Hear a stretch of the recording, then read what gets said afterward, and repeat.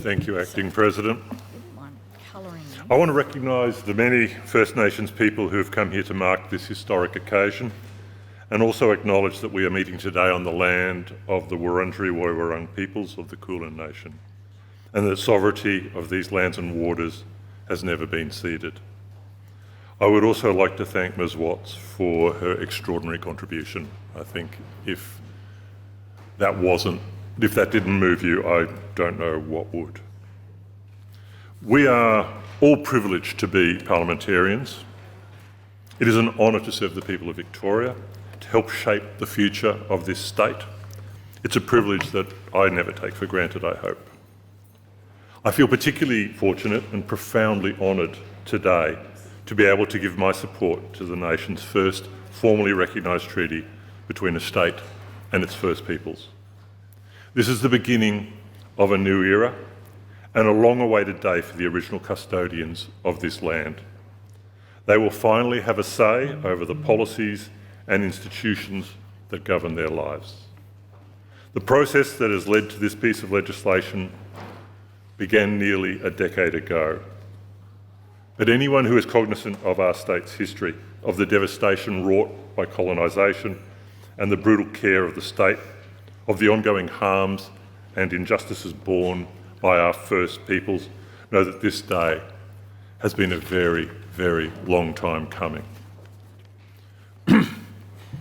This land is home to the oldest surviving culture on earth, a people that have been here since time immemorial, that have lived through 2 ice ages, that have survived the ravages of colonisation. And yet, it's only recently, as a nation, that we have begun to acknowledge this ancient heritage. Only recently have we seen any sort of recognition that this land is the ancestral home of a sovereign people and that their sovereignty was never ceded.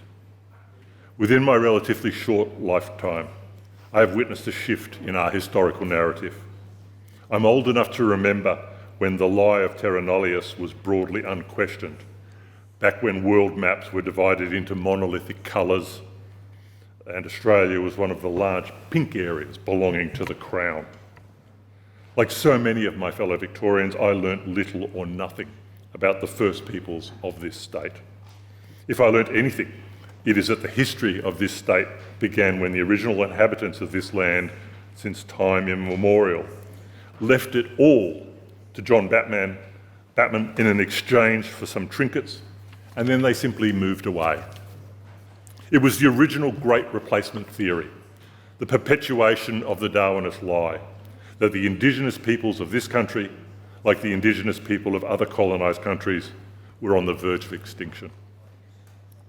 In my 15 years of formal education, the dispossession, the devastation, the genocide of our First People was never mentioned, and I was deeply shocked when I learnt of it. I was also painfully aware that I understood very little of these people.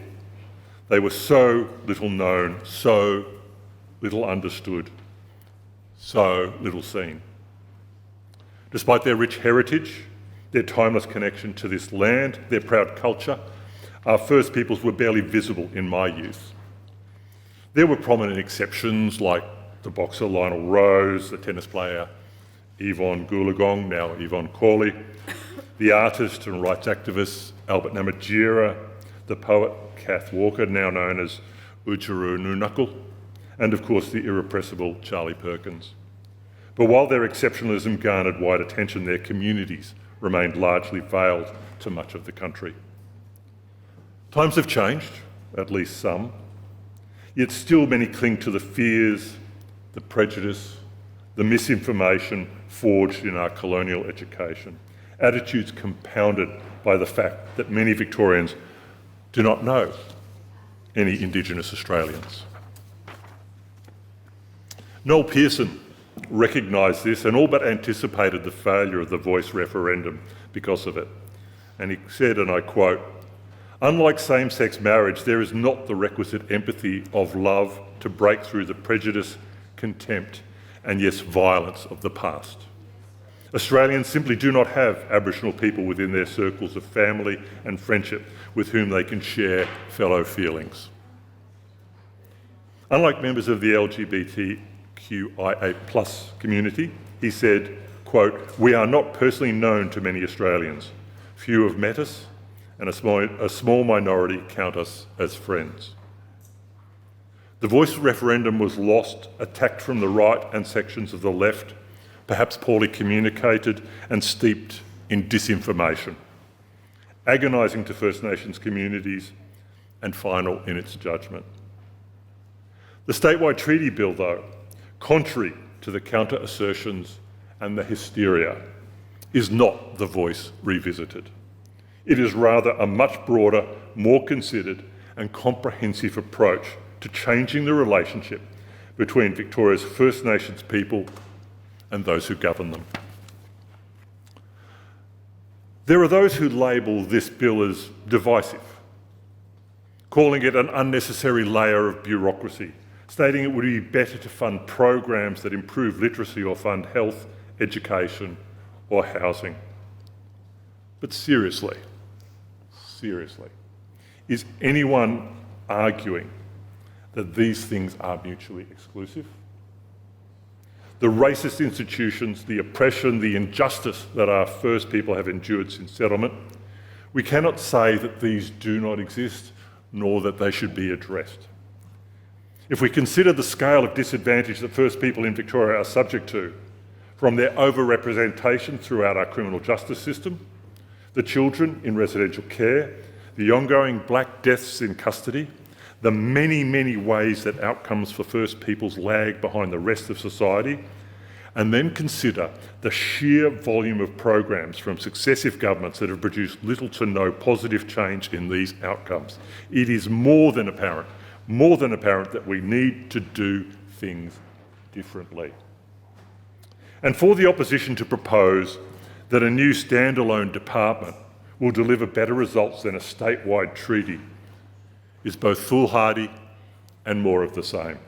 Another government department doling out programs largely disconnected from the lived experience, the learnings and the wisdom of Aboriginal people. That is why this treaty is so very vital. It is a commitment between equals. It acknowledges the truth of our collective past, the ongoing impacts of colonisation, and recognises that our First Peoples are the ones best placed to make decisions that affect their communities. It is about respect and it is about self-determination. For too long, Victoria's prosperity has flowed exclusively to non-Aboriginal Victorians. It's hard to comprehend the extraordinary hurdles placed in the way of First Peoples' right to live freely, to prosper, indeed to have the same chance of success that every immigrant, like my family, to this state is automatically afforded and takes for granted. A prime example of how First People were locked out of the prosperity of this state was their exclusion from the soldier-settler scheme. According to the Australian War Memorial Archives, and I quote, "Aboriginal and Torres Strait Islander people have served in every conflict and commitment involving Australian defence contingents since Federation, including both World Wars." Around 1,000 Aboriginal and Torres Strait Islander men enlisted in the two World Wars, but shamefully, upon returning home, they were excluded from soldier settlement schemes and were deemed, and I quote, "unsuited to farming and, I quote, lacking the capacity for independent landholding." While some 12,000 non-Indigenous Australians benefited from that scheme, only two Indigenous Victorians received land. Indeed, the co-chair of the First Peoples Assembly, Nara Murray's own grandfather, was denied land under the scheme, and she gave evidence to the Uruk Justice Commission, and I quote, "Having volunteered to serve a nation that barely recognised our people's existence, Aboriginal soldiers, like my grandfather, risked their lives fighting for Australia. But when they got home, they faced the same old racism and discrimination. They were denied equal opportunity in their own country, and the disadvantage that caused has trickled down generations." If we need further evidence of the criminal and civil wrongs experienced by First People, For over 150 years, there is abundant evidence in the hearings of the Europe Justice Commission. And that brings me to a thorny question, and that is of reparations. Needled by voices from the right, we seem to be very, very squeamish about the idea of reparations. It's touted as divisive and almost discriminatory. Yet we have a legal system that addresses restitution for civil and criminal wrongs every single day. We expect to be compensated for harm, for loss, for injury due to another party's wrongful act or omission. This concept is indeed a very keystone of our legal systems. So how is it that we can say it is wrong for First Peoples to have their civil wrongs compensated? The magnitude of disadvantage by our First Nations people is not a reason to deny compensation. We should be considering how it can be achieved so that we do not continue to compound that disadvantage.